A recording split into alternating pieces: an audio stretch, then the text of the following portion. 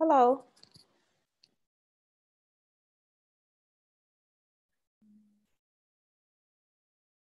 Hey, Doreen.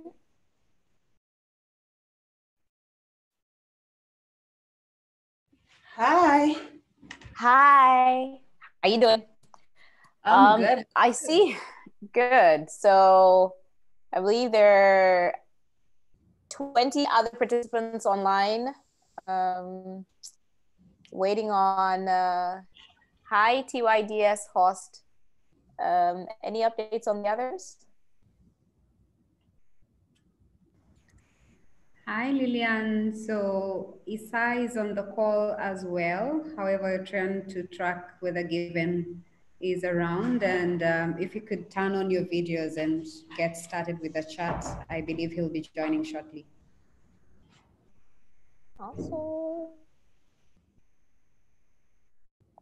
you have to enable our video, I think.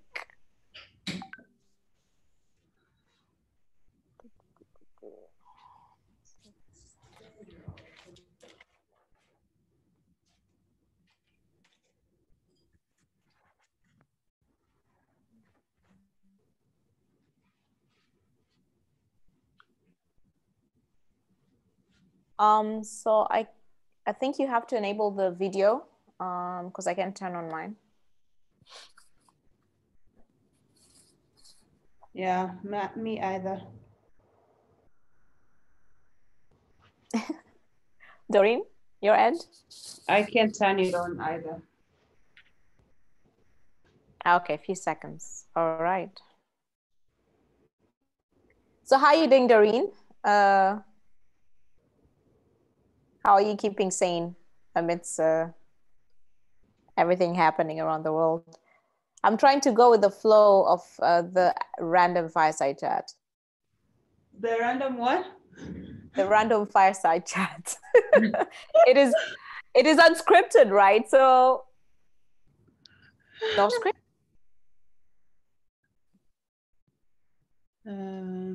Okay, so do we wait a little bit for a few more minutes?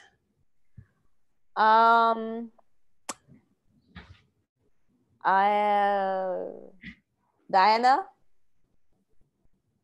waiting on you. It'll be great to have at least one of the guys on board, either Isaiah or Given. Yeah. Hi, Lillian. I think you should be able to start video. So if you can please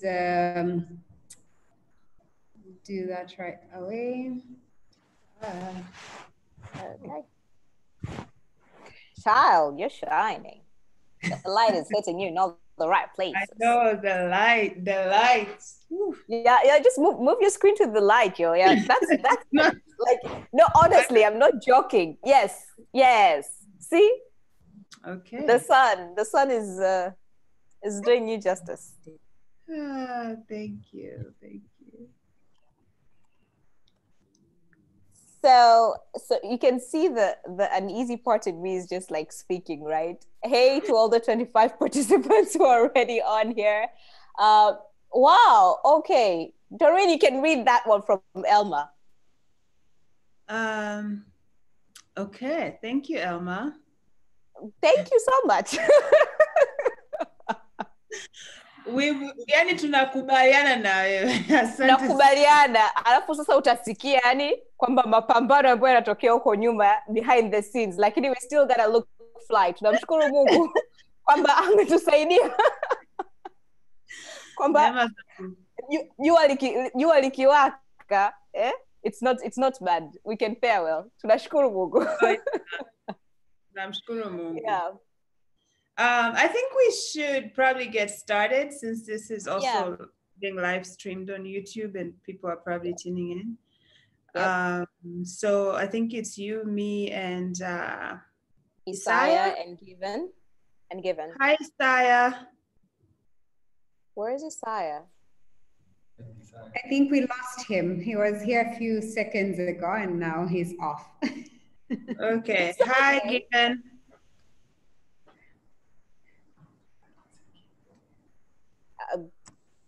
Given, are you there?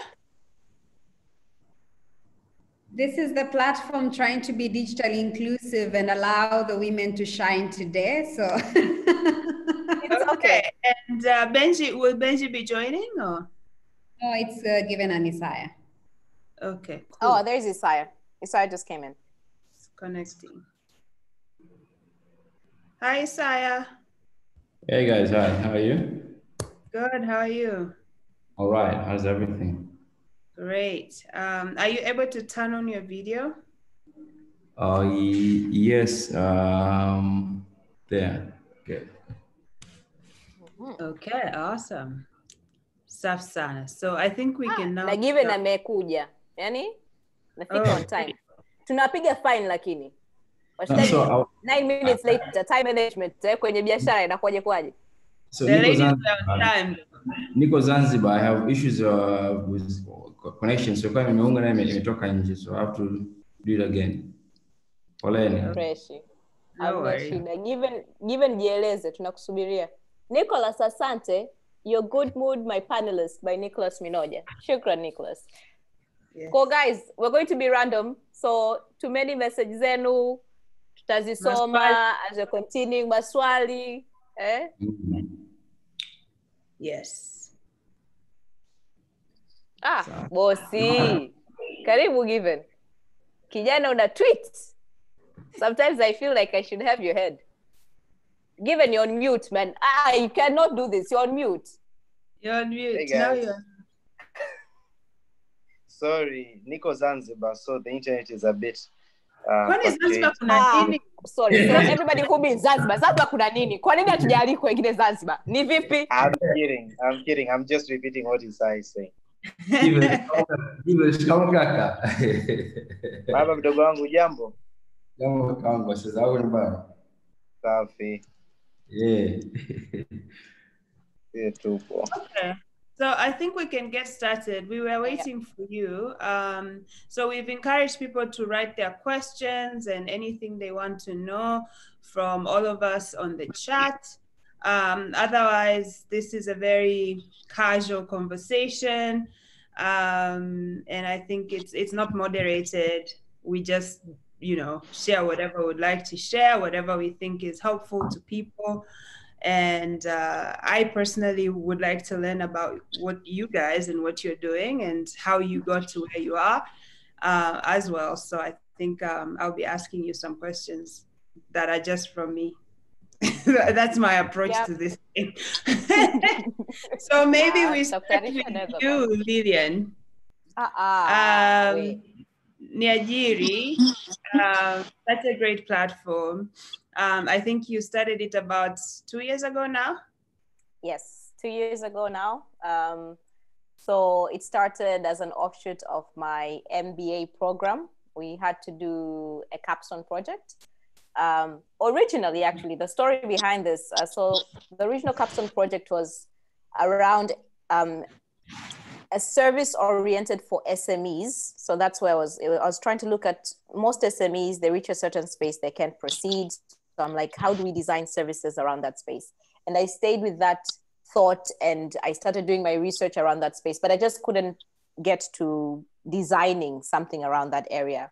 And finally, I just, scratched everything and I started looking at the aspect of recruitment, and specifically entry-level talent. And that's how we started as Niajiri, which was solving the employability skills gap. What we've grown into right now and what we call ourselves is, you say we are your one-stop online talent management tool. Tunafanya kazi na 2 target markets. So talent, so this is either your entry-level, mid-level, senior, where whoever is looking at skilling themselves up. So you go through a Niajiri journey whereby we're able to assess your skill sets around digital, soft skills, your 21st century skills, personality assessments to understand more about who you are, what are your greatest strengths and how you can position yourself. And then on companies, we work with them in doing talent identification and preparation. So building a talent pipeline for companies. We work with companies around talent acquisition and talent development. So essentially, companies that are looking, so we do licensing. So we recently did a launch with Tanzania Institute of Bankers Association. So there are other companies we're working with right now that you don't know it's Niajiri, but they're actually running on Niajiri platform engine. So we're helping them building different talent pipelines. So that's where we are right now, and that's Nigeria, and that's the long spiel. So I'm very curious about the why behind it, because when I think about my own journey, I feel like I'm a very emotive person. I'm driven by intense feelings, and you know me. Extremely passionate about whatever it is. I do what I do because I am very I have intense feelings behind the kids, and the fact that kids should get the top quality education, should have fun learning. So that's that is what helps me show up every day and do what I do. So what is it like for you? What is it that drives you?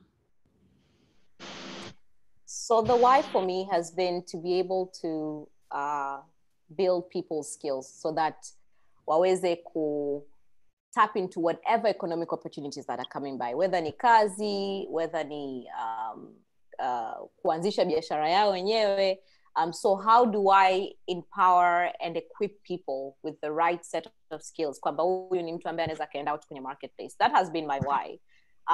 But I will tell you the truth, and this is just random. I was talking to my advisor 2 weeks ago. It's like, so what is the one thing that will actually, make Niajiri money? I say, so I've been working with the revenue business model for Niajiri, and much as my why ni kuangalia jinsi gani ambavyo tunaweza empower watu, so talent. I've come to the realization kwamba what is making the business sustainable is actually capture wale corporates ambao watafanya licensing kwenye platform, ambao watafanya nini. So my why is still there, but I have to look at now what makes the platform money so that it can actually be sustainable. And I remember I responded that I want to transform the world. Akasema hebu angalia namba zako tena. Boss ukiangalia number, you're like, we're going to transform the world, but these numbers of first starting with the talent is a challenge. So it's like a balancing. So I started this conversation, and I wonder, Isaiah and Given, battle between you want to make a difference, lakini business model inakwambia I say hiyo ni social work. Kama unataka kuwa Mahatma Gandhi, sawa, lakini you're not going to make money out of that. Yeah. I think I agree with that. Yeah. I mean, just to jump on the last thing you just said, when it comes to business model, I think there's been a contradiction. Also because our experience of, we want to create impact kwa watu, kwa jamii yetu, but then there's a mixture, kama sisi at our age, we have to also consider an aspect of income, which drive our personal sustainability, our organizational sustainability. And so there's been a point where you're doing something, it's working so well, but then that thing does not make yourself sustainable. Doesn't make the company sustainable to learn itself to do the same thing. For example, giving them Soma App. I think we were doing Soma for almost 3 years, and it was a really wonderful project. It went really well. The impact of the app was really good. But then we realized that as day goes by, we have to pay rent, we have to do gharama, TRA, ushuru, umeme, internet, Wi-Fi, many things coming around. And then this baby doesn't provide, sustain itself. So what do you do? So I think there's also an aspect, we want to build something that create impact to people, but it's so vital to consider financial aspect of your project that allows you, whether you figure out to sell the product to your end consumers, ama utafute watu wengine wauzie impact yako. It might work. Let's say we're looking at the Ministry of Education. They're looking for doctors, F3, East Africa. And now if they'll be let's say we can give you those people in 5 years. So enable us, let's have a partnership. So we can learn our ship, we can learn our organization. So we as a company or as a startup now create models and structures and form partnership that will allow soma for example isaidie wanafunzi 3,000 au 4,000 wakasomea udaktari labda watu fulani nje ya nchi. For 5 years they'll come back, which is possible. But so I think the idea ndio hiyo kwamba how do you mix the part of you wanna focus on the impact, but then the idea kwamba every year, every month goes by, there's a new cost comes up in the office, and it has to be cut.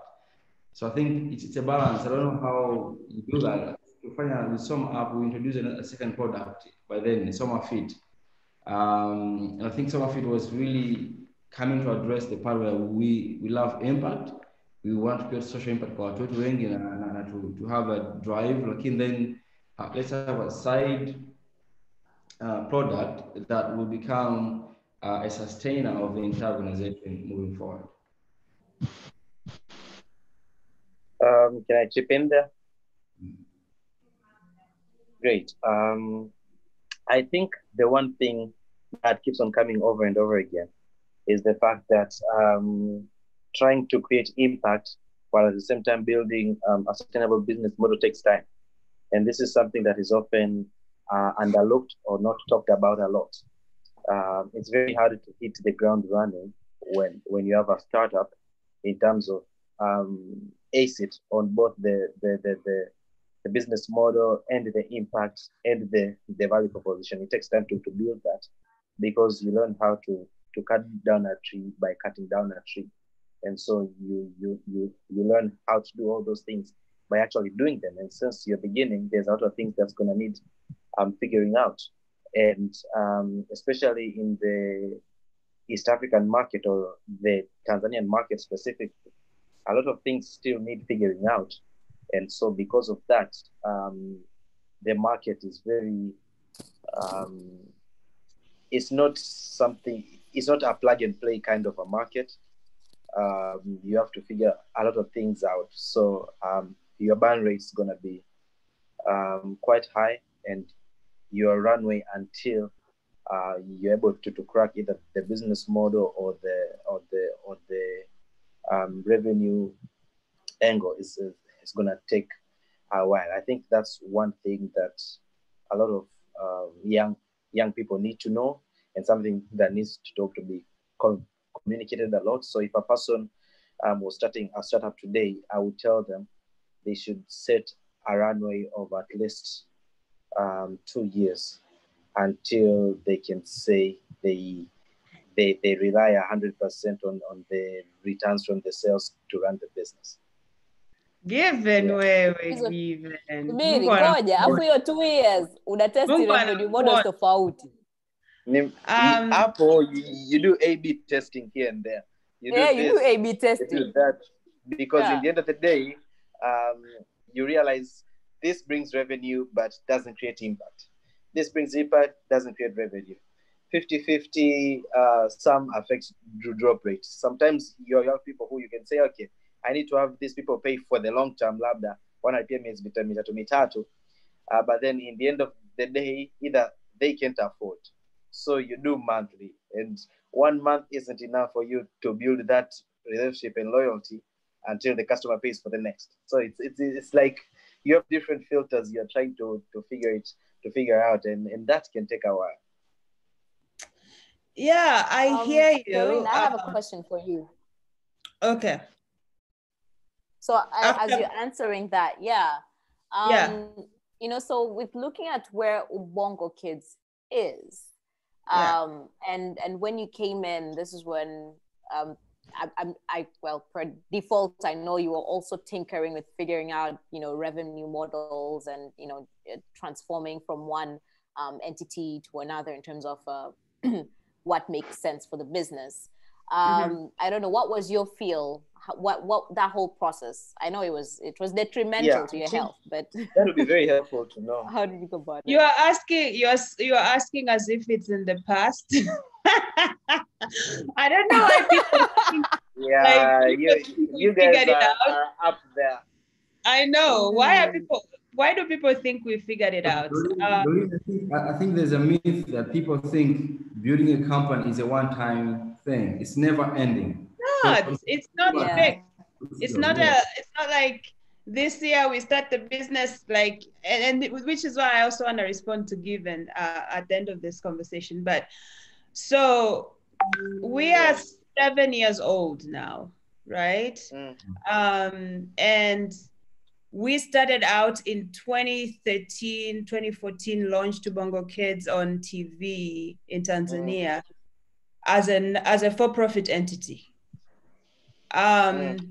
But what we learned very quickly, trying to reach the poorest kids in Africa with top quality education. So unataka kuwafikia maskini, afu unataka kuwapa the best maskini hao ambao hana hela ya kulipa, ambao they're just like, it's like, you know what, I want free education for my child. The president said he's gonna pay for that.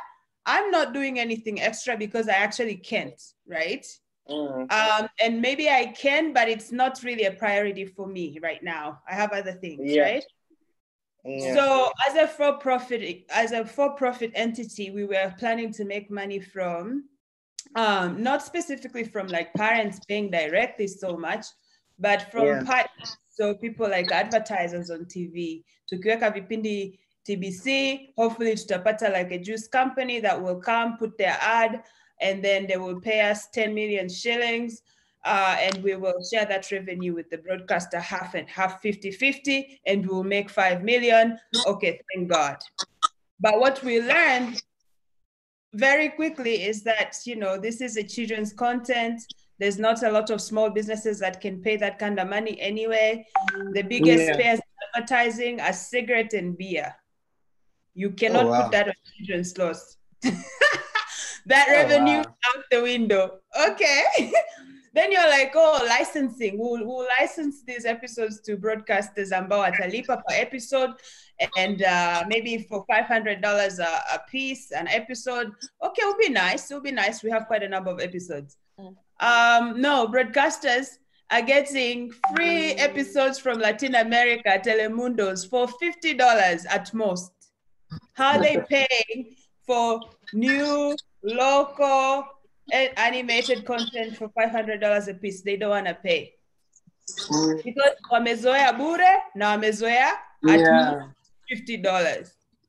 No money, right? So I'm saying all this because we got to this place, we were raising investment from funders who were saying, well, our hope is that you will make so much money in 7 years break even, and then you will make profit and you'll give us, like, you'll pay us in dividends. And the numbers were just not adding up, and we had to be real and to be honest with ourselves that we cannot continue to reach the poorest kids in Africa and still make profit and be rich and pay investors 3 times over. It's not gonna happen. Which is why we ended up transitioning to become a non-profit organization like 4 years ago now, 5 years, 4 years, I'm so old. 4 years ago now, I think. And because we saw, okay, there's other people who want to fund education, but they would only give their money, which is mostly in the form of grants. They'll give it to people who are not trying to charge kids or charge anybody else. But what we've now developed and what we've decided is like nonprofit is our structure, but we operate more like what Violet was saying in the chat. We operate as a social enterprise. So we basically charge people who want to charge kids whenever they're distributing our content. So when partners come to us and they're like, okay, we want your content, we say, okay, are you gonna distribute it for free or are you charging? If you're monetizing and you're making money anywhere on a VOD platform or on your TV, somehow, somewhere, we want a share of that revenue. But if you're distributing it for free, we'll give it to you for free. So that way we are able to balance our goal, which is like our big goal, which is impact, which is like, for us, it's like, we need to reach millions of kids. We want to reach 500 million kids on the continent. But at the same time, if there's anybody making money out of our content, we want a share of that money. And usually, because we are so fair, we just want 50%. In some cases, we've gotten 70% of that revenue. And I think this is a challenge a lot of us in Africa will find, because we are reaching the same demographic, which does not have a lot of like does not have a huge purchasing power. And at the same time, they actually have a need for whatever you're offering. And like in the example of Lillian, there's a real need for people to develop skills. It's real. Like, people want it. Can they pay for it? Maybe not always, maybe never. I don't know. But who else can pay for it? Who else? Which multilateral organization can pay for that? Which nonprofit organization can pay for that? Can the employer pay for that? So you have to look beyond this direct beneficiary, this direct customer that you have, and look around the ecosystem. Who else can actually subsidize the cost? I'll stop there for now. But also, no, just to answer Given's question. Given said you did a 2-year runway, and I think that's a great idea. If more than that, man. Like, enable, let's be real. Like, I mean, people are worried about the next meal. Does that mean they shouldn't be innovative and they shouldn't start companies and start, like, you know, doing something? I don't think so. I think you need to be realistic as you get into business. A lot of young people think, I'm going to make it quick. It's going to, you know, I'm going to get rich and this is how to get rich. Honey, no, it's not going to happen like that. You're going to be broke for a while. A long while we're at it. It's just like yourself, man. No, it's true. Like, guys, I'm broke. Like, honestly, like, I'm still on the broke, I'm on the broke dome. And I know I'm going to make it one day. Like, let's be real. I think I'm with Given. 2 years is great. But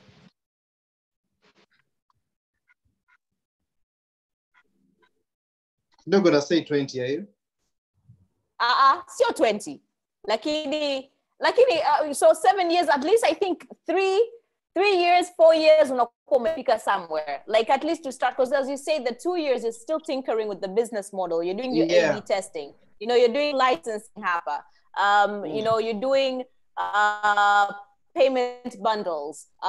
You're trying to look at development partners and who can actually offset the cost of actually, you know, upskilling talent in the marketplace.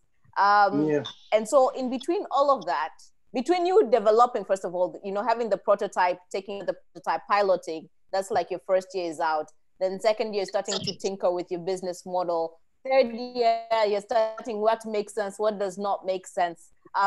It takes a moment. Like 3 years, 4 years is when you're stabilizing. And what's important, I think, that you start, and one day you start your startup and you have the idea, your bankable idea, and then in a moment, in 1 year, you're able to turn around your bankable idea, and you have an investor who's put in money. It takes a moment, and I think that's the reality we're supposed to bring in here. Kwamba, guys, msitegemee kwamba idea, first of all, is going to be bankable, and then, because that idea has to go through different steps for it to actually say your idea in a letter manufaa. So expectations. I'm with Doreen. Like, we're not saying do not do this, but we want you to be real and somber when you start this hustle. I think I agree with what you guys are saying, Doreen and William. And this is very true. I don't know, maybe your experience with me. There's a challenge here that I'm seeing constantly, whereby I think our people, our peers around, family and friends, whether we've made a belief that once you're an entrepreneur or entrepreneur, your second year, you're already a millionaire. They have believed, because Given has pitched to and won an EU award somewhere around Europe, he's already a millionaire. Yeah. Whether they see that you, Doreen, you've won an award somewhere in the Middle East, already you're a millionaire. There's this myth around our support system that is so negative. I mean, it's so untrue, let me use that word, untrue and unreal. And so this has taken away our support system. Babu, Lilian, I'm telling you that you're broke.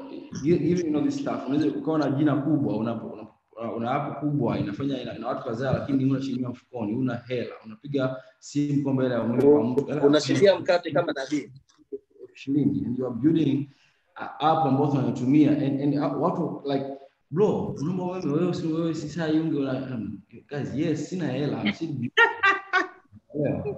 And this is life. This is a life where you go through this. At some point, even people don't even want to help you out because they don't believe kama hauna kweli pesa, you are broke, or you're struggling. And sometimes you might have money. As a co-founder of a company, sometimes you put your team first.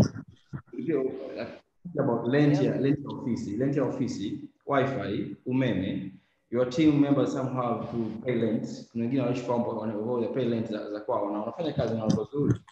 And so mwisho wa siku you find yourself when yani ukaa vile ng'ombe na maziwa anakamliwa na wewe unajikamua, yani there's no way to go. The only way you have a mental stability, move vizuri in 5-7 years is when you have support system ya watu. Kwanza jamii waelewe kwamba being an entrepreneur is not really utakuwa tajiri au milionea mwaka wa 5 mwaka wa pili au wa 3.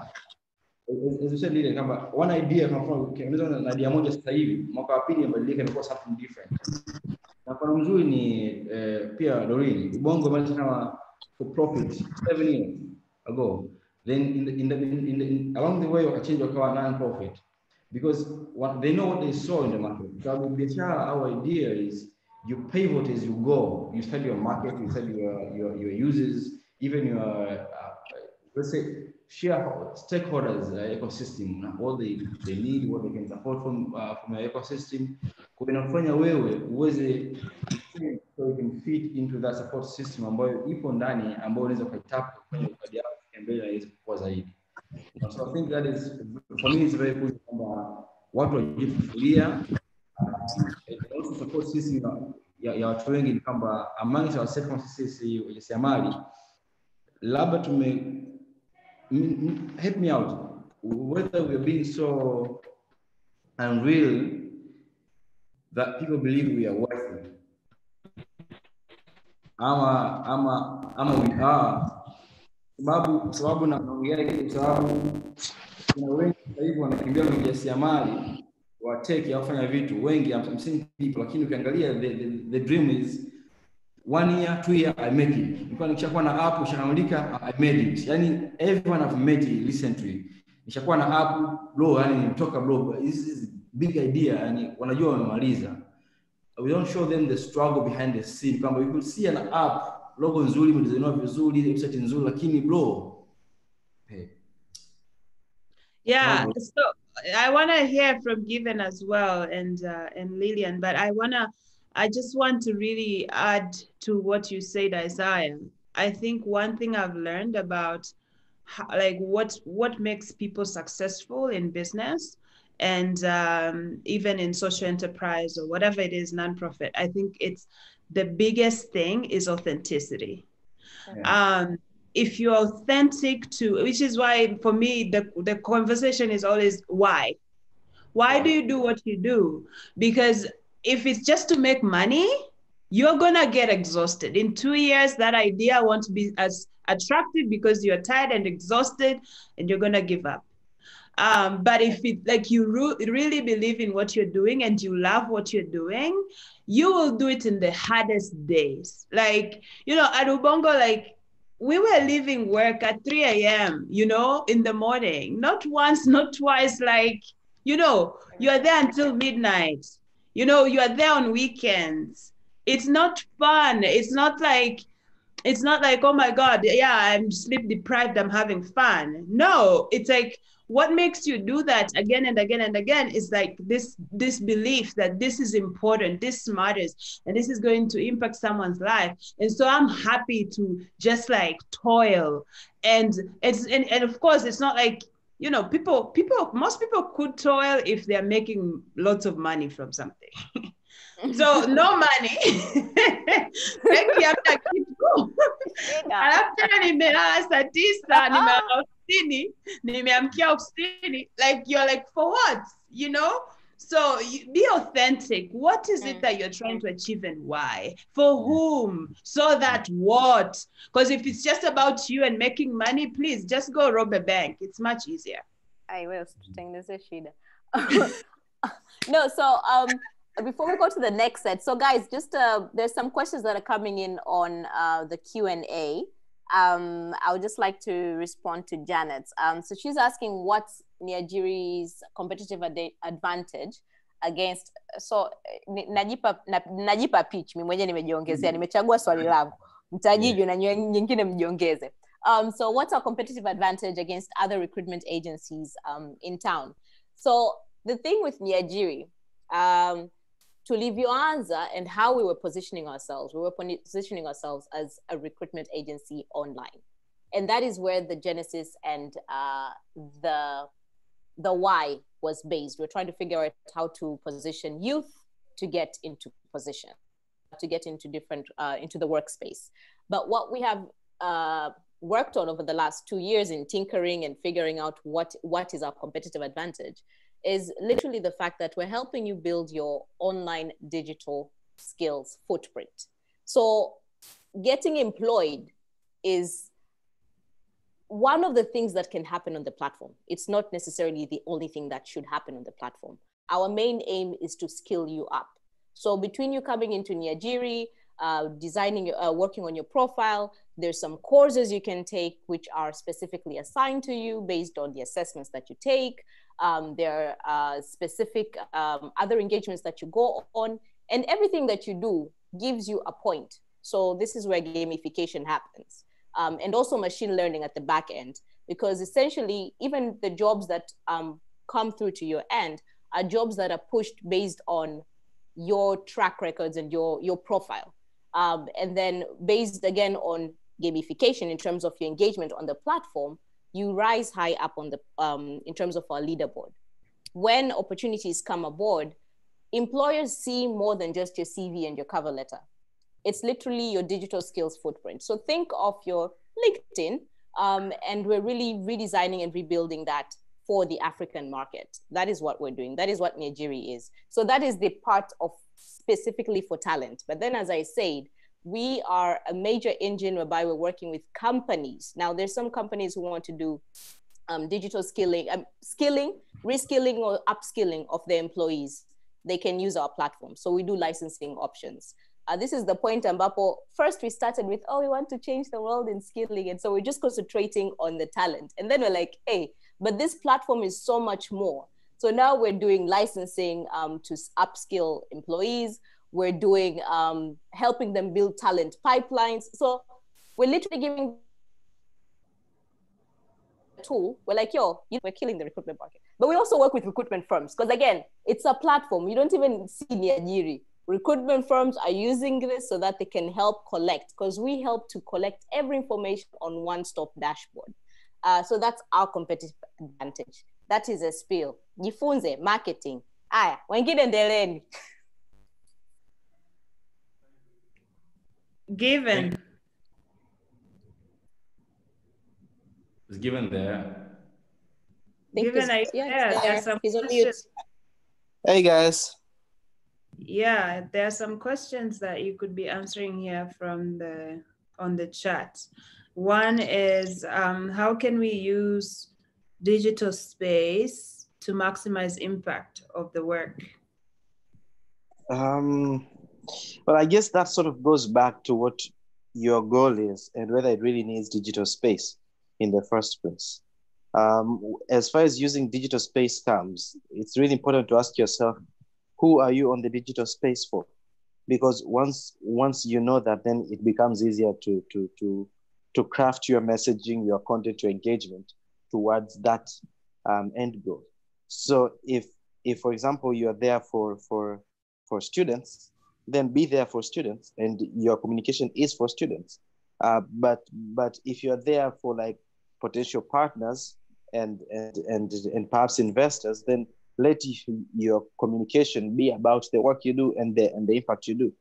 And so I think that's the very first place where most people get wrong. They're on the digital space for the sake of being on the digital space, but don't necessarily understanding why they're there in the first place. So for us, for instance, with Mtabe, most of our work, the priority is offline for students who don't have access to internet. And so with that, internet ads are out of the table. Google ads, etc., YouTube, blah, blah, are out of the table. And so most of the people we should have relations with are perhaps local radios or school visits, etc., etc. And so if we are online, it's perhaps to get partners and perhaps potential investors. And so our whole communication is geared towards showing what we do and the impact that we are creating. And so the best way you can get impact from digital platforms is by understanding what exactly is the definition of impact based on your goal. Is impact for you people knowing what you do? Is impact for you getting new leads? Is impact for you getting new signups? Once you know why you're joining, then that informs everything else. Even I have a question for you. So I'm a young person, just fresh from university, and I want to be on digital platform. So how did you discover your why and how Mtabe should be on the platform or digital platform? How did you discover your why? Like, because you say don't be there, it's just the sake of being there. So I want to know your thought process that led you to be in this space. My thought process and also is given as an individual or as an entity. Yeah. You're breaking up a little bit. So maybe Isai, you can answer that first. Which one? He just asked, are you asking about him? Like you're asking him as an individual? I think the answer is yes. Okay. Yeah, I mean, so you're breaking up. So the thing is, you as an individual and also you as a company, because there are two things. Yeah. First of all, I'm a founder, so I'm an individual. I need to know why I need to be in the space. Then when I have my two team members, then we are now a team. So we have a product, one idea that we want to take in the market. So we want to know, like very, very briefly, like what should we consider, what should we ask ourselves, which questions should we ask ourselves, or what is your thought process that made you decide to be in the digital space within Target? Great. So I'll start with me as an individual. My thinking has mostly been around what am I doing right now, and who am I doing it for, and what do I need to do it effectively. When I was working with youth organizations like TYVA or UNA, I was pretty much there on my personal capacity to show the work that I do and what I'm learning as I go. And so, and then when I started Mtabe and my startups, I was there less as Given Edward and more as the person who is managing this platform. And so that shifted my content, my engagement. And for quite a while, I absorbed that position of being there as the leader of an organization, as a leader of a company, until recently. I think from perhaps September last year, when I adopted a new approach. And the approach was that I'm not just here for my startup, but I'm also here for other young people who are also trying to get into the digital space. And so because of that, I need to be more relatable to them. I need to be more engaging to them. They shouldn't see me as a person who is way up there and them down there, somebody to admire. They should see me as one of our own, and they should live with the belief that turns out it's not a thing. There's nothing super special about being a founder of a startup. It's a lifestyle, and even I can approach it. And so even my content, my engagement has been, even my language has been perhaps Swahili, talking about memes, talking about local issues, etc., because in as much as I'm the leader of the organization, I'm also trying to push the narrative that you don't have to be in a suit and tie. You don't need to speak differently or behave differently just because you're a leader or for you to be a leader. So those two are my current positions. One, to just push that mindset that to normalize innovating, to normalize conversations about tech, to normalize being a leader of a company, so that other young people aren't afraid, or other young people don't say, this isn't for me. That's what has shifted my digital content space, especially on Twitter. And then the other ones is obviously, while doing that, also sharing the work that we do, so that young people can be taken seriously. Because for most part, at least me growing up into the tech, I was made to believe, or rather observed, that the people in the tech space, or rather in the innovation space, or the business space in general, that are being taken seriously, are the ones who are behaving like old people. And so because of that, most young people today who are in businesses and in tech are also behaving in the same way. They're detached from their age, they're detached from things of their age, they're detached from their fellow peers, because that's not who people want to see in the boardroom. And for me, my hope rather is to change that mindset. I've traveled to different places of the world, and I've seen that in most of these places, it's what you do and how you do it that really gives you credit or discredits you, and not necessarily how you appear or dress up, etc., or how you talk. And so that's something I'm also trying to push on this space, so that we can have more young people who can create and innovate, and while at the same time being young, because I think you can only do your best work when you are being your true self. And so that's something that I'm trying to push. So I have a question for all of you guys, twofold. One, we've all spoken about the different challenges that we're continuously facing in building up our startups. So yeah. If somebody is to ask you, and this, I would like each one of us to be very brief, like what's the one thing? So if each one of us can share one thing, support, what was the support, like the needed support you needed when setting up or as we're proceeding? What's the one thing that you believe would have, if you got it by then, it would have helped maybe lessen the time for you to get things going? And then in line with that one, we've all hit rock bottom here, continuously hit rock Some bottom. more than others. But, yeah, you never know, we just don't spoke about it. But how do you bounce back? What's your bounce back mechanism? Yeah, so I will respond later, but maybe Doreen, Isaiah, given. So okay, what's the one thing you want? Minutes. Yeah, we have 10 minutes left, so I'll be very brief. I would say the best support, like, first of all, like when I joined Ubongo when he was 6 months old, so it had already began, and I was just like fresh from graduate school, and I just remember how hard it was in those early days. There were so many times I was like, I love this, it's great. I just don't feel like I have what is needed to like do something like this. And what really helped is having people around me that believed in me and just said, you know what, you can do this. Absolutely 100% you can do this. And I think for me, I take feedback as a gift. And I am very like, if you come to Ubongo, our work environment is quite collaborative is the best word maybe I could use, but it's very like, you would think we are fighting, but we are just like working out some ideas to figure things out. There's a lot of debate. There's never one person who like your way or the highway. We've built this culture where people challenge you, people challenge your ideas. And I think that kind of grows your support network, because you have co-workers that are not afraid to speak up and say, well, I think that idea sucks. I think it's stupid. And here's why. Whether you are the CEO, you are the founder, you get to hear it. So I think for me, my work colleagues really helped me and helped me to believe in myself. But also, I've always had a coach.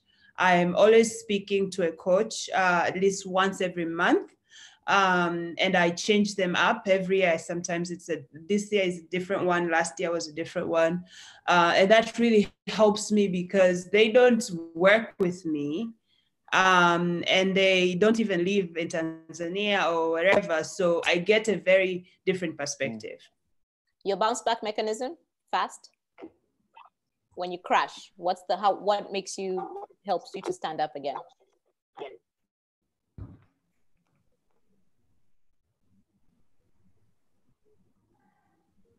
I think that's you, Doreen.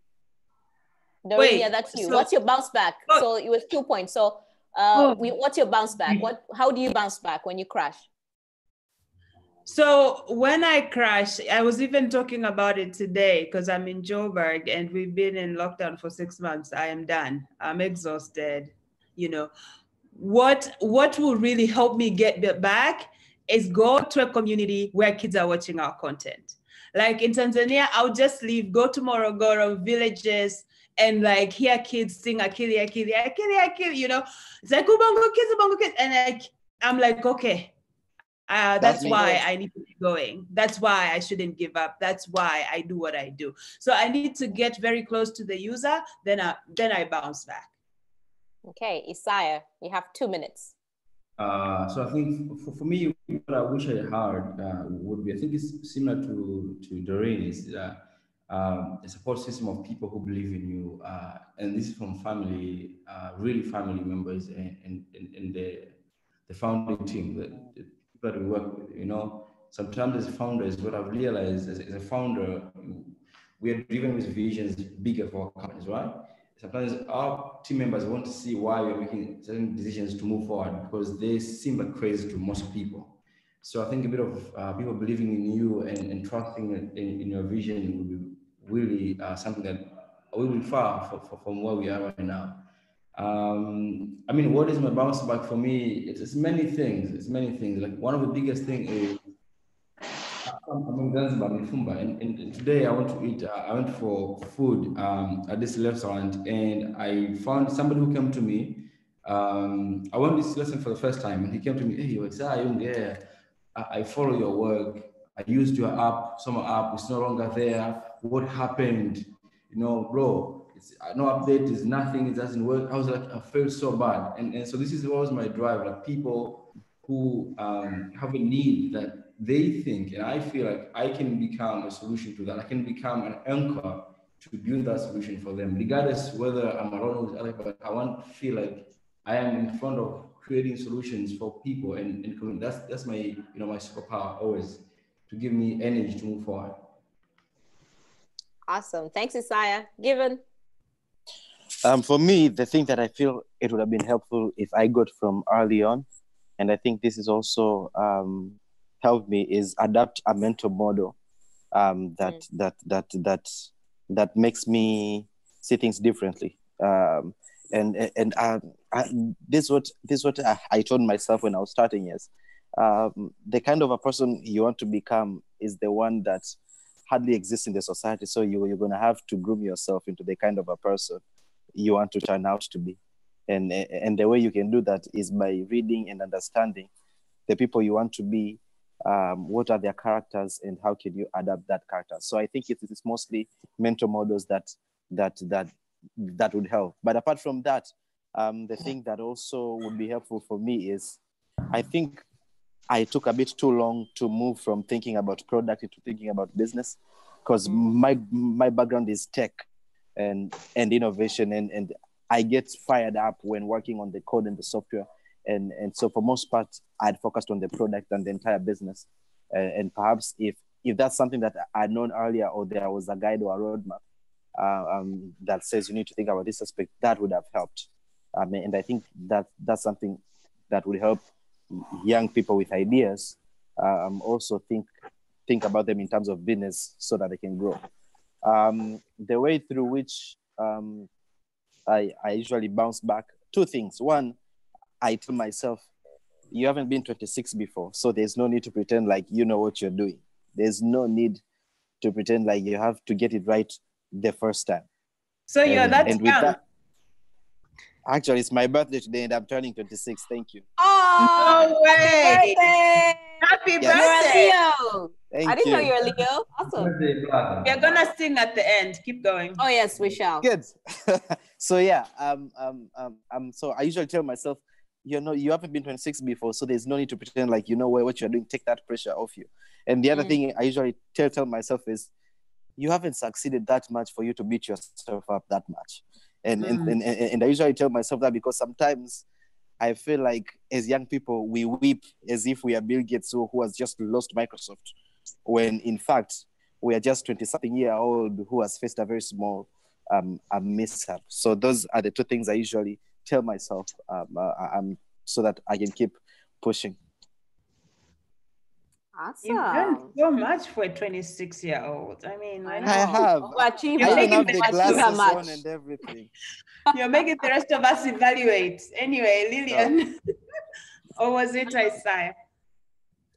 Yeah, well, maswali yameshamalizika. Nadhani saa You kumi ndio didn't answer hiyo. the question. Oh, sorry, mimi kujibu. I was trying to be sneaky. So,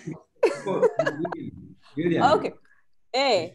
Ukijibu, I want to ask something. Alafu ukijibu wewe utajibu na wengine wanaweza kujibu.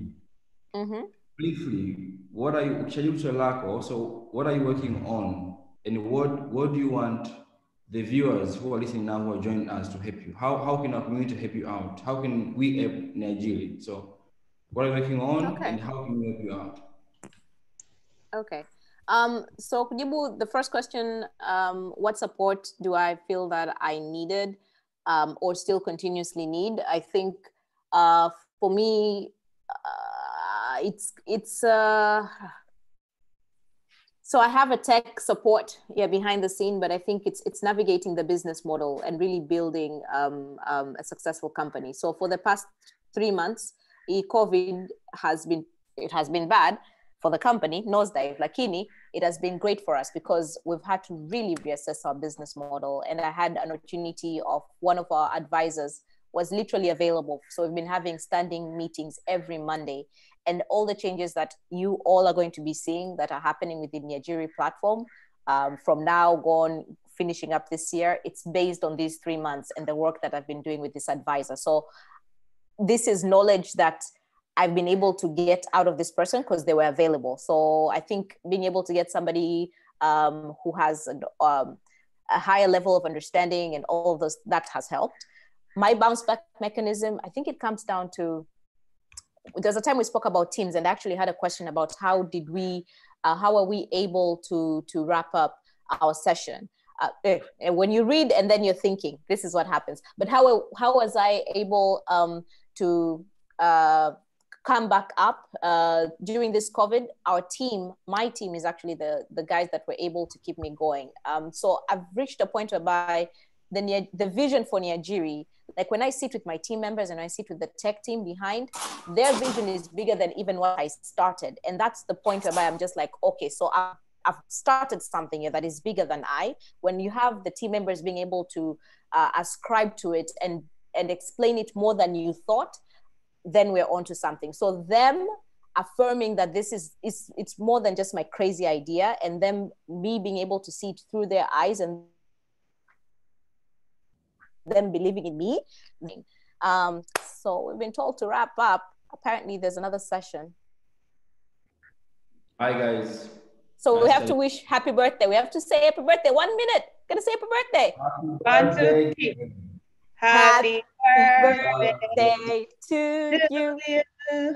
Happy birthday to you. Happy birthday, dear Given. Happy birthday to you. Thank you guys. I appreciate it. Guys, this has been fun. Yeah. Thank you, everyone. I think you can answer, some of the panelists can answer the questions or type in the answers on the Q&A. But yeah, this has been fun, guys. Wishing you all a great afternoon. Thank you. Guys. Bye, everybody. Bye.